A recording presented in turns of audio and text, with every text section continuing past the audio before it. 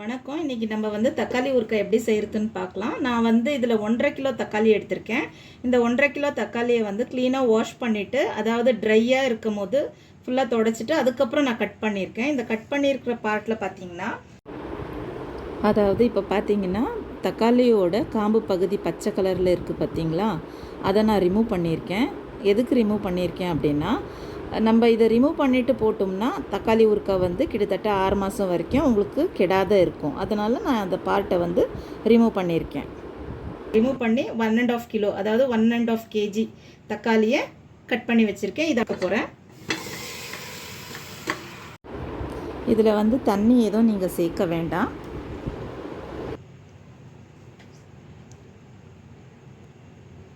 இப்போ பாருங்கள், நான் புளியை சேர்த்துருக்கேன். இந்த புளியை நல்லா க்ளீன் பண்ணிவிட்டு, அதாவது நார் கொட்டை எதுவுமே இல்லாமல் எடுத்துகிட்டு 180 கிராம் புளியை சேர்த்துக்க போகிறேன். இதில் நீங்கள் தண்ணி எதுவுமே ஆட் பண்ண வேண்டாம். ஏன் அப்படின்னா இது நல்லா குழைய வெந்துடும். இப்போ நம்ம அடுத்தது கல்லுப்பு சேர்த்துக்கலாம். கல்லுப்பு நான் கிட்டத்தட்ட 2 டேபிள் ஸ்பூன் அளவுக்கு எடுத்திருக்கேன். ஸோ நம்ம ஃபஸ்ட்டு இதை சேர்த்துக்கலாம். பத்தலைன்னா இன்னும் கொஞ்சம் கல்லுப்பு சேர்த்துக்கலாம். இது பாருங்கள், இப்போ தக்காளி பாருங்கள், நான் தண்ணியே சேர்க்கல, எப்படி குழைய வெந்திருக்கு. இன்னும் கொஞ்சம் நேரம், இன்னும் ஒரு 5 நிமிஷம் வேகட்டும். இது பாருங்கள், ஓகேங்களா. ஏற்கனவே நம்ம 2 டேபிள் ஸ்பூன் அளவு உப்பு சேர்த்துருக்கோம். பட் இன்னும் கொடுக்கலாம்.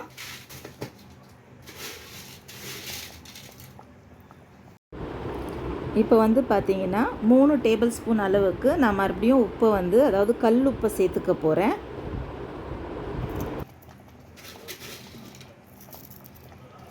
அதாவது ஏற்கனவே போட்டிருக்கேன், 2 டேபிள் ஸ்பூன் அளவுக்கு எடுத்திருக்கேன். மறுபடியும் கிட்டத்தட்ட ஒரு 3லேருந்து 3.5 டேபிள் ஸ்பூன் அளவு போட்டிருக்கேன், நான் சேர்த்துருக்கேன் இதில்.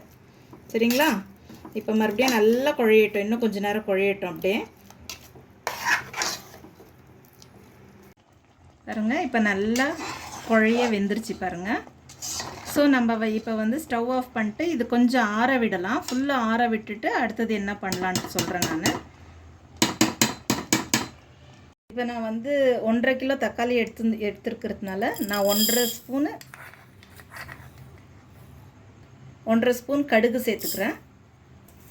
1 கிலோ தக்காளிக்கு 1 ஸ்பூன் மாதிரி. அதே மாதிரி வெந்தயமும் 1.5 ஸ்பூன் சேர்த்துக்கிறேன். நீங்கள் லோ ஃப்ளேம்லேயே இதை வறுத்துக்குங்க. நான் வெந்தயம் அதிகமாக சேர்த்துருக்கேன். நீங்கள் 3/4 ஸ்பூன் வெந்தயம் சேர்த்தா போதும், 1.5 ஸ்பூனு கடுகுக்கு. அதாவது இது வெந்தயம் கருகக்கூடாது. கடுகு நல்லா பொரிஞ்சு வந்திருந்தோம். இதை நைஸாக அரைச்சி எடுத்துக்கலாம் நம்ம. இங்கே பாருங்கள், கடுகும் வெந்தயத்தையும் வறுத்து வச்சதை நைஸாக அரைச்சிக்கிட்டேன். இப்போ நான் இதுவும் ஆறிடுச்சு. இது ஆறிட்டு பேருக்கும் நீங்கள் சேர்த்துங்க. இதை பாருங்கள், நான் இதில் போட்டுக்கிறேன்.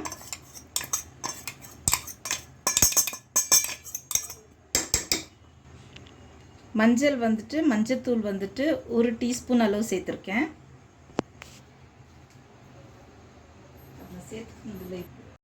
100 gram red chilli powder add பண்ணிக்கிறேன்.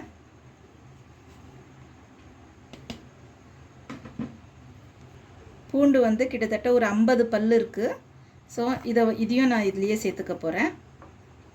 உப்பு மறுபடியும் தேவைப்பட்டால் 1 டேபிள் ஸ்பூன் அளவு நீங்கள் சேர்த்துக்கலாம். சரிட்டு நம்ம இதை அடுத்தது அரைச்சி எடுத்துக்கணும்.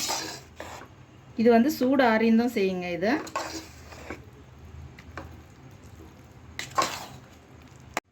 பாருங்கள், தக்காளி கூட நான் மிக்ஸ் பண்ணி வச்சதெல்லாம் நல்லா அரைச்சி எடுத்துக்கணும். இந்த மாதிரி அரைச்சி எடுத்துக்கணும். இப்போ நான் பார்த்தீங்கன்னா நான் 1.5 கிலோ ஆட் பண்ணியிருக்கேன் இல்லைங்களா. ஸோ அதுக்கு 200 ml நல்லெண்ணெய் சேர்த்துக்குங்க. 1.5 ஸ்பூன் அளவு கடுகு சேர்த்துக்கலாம். நல்லா பொரியட்டும்.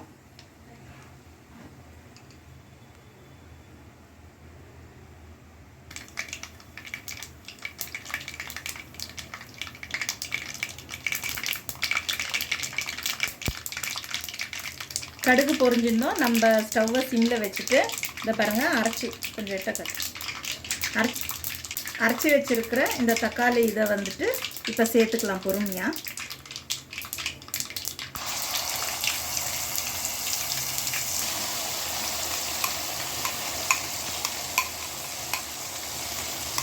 பெருங்காயம் 1 டேபிள் ஸ்பூன் சேர்க்கணும்.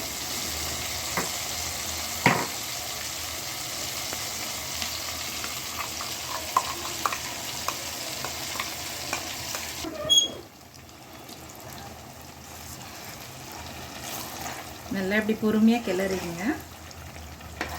இன்னும் ஒரு 10 to 15 மினிட்ஸ் இன்னும் இது வந்து நல்லா குக் ஆகட்டும், அதாவது எண்ணெயில் குக் ஆகட்டும். பாருங்கள், நல்லா எண்ணெய் பிரிஞ்சு வந்துருச்சு. 15 மினிட்ஸ் ஆயிடுச்சு. தக்காளி ஊறுகாய் வந்து குக் ஆகிடுச்சு. ஸோ நீங்கள் இது வந்து ட்ரை பண்ணி பாருங்கள். இது கொஞ்சம் ஸ்டவ் ஆஃப் பண்ணிவிட்டு சூடு ஆறிந்தோம் வந்து ஒரு பாட்டிலில் போட்டு ப்ரிசர்வ் பண்ணி வச்சுக்கலாம். அதாவது 6 மந்த்ஸ் வரைக்கும் தாங்கும். ட்ரை பண்ணுங்கள். நல்லா இருந்துச்சுன்னா சப்ஸ்கிரைப் பண்ணுங்கள், லைக் பண்ணுங்கள், ஷேர் பண்ணுங்கள் ஃப்ரெண்ட்ஸ். தேங்க்யூ.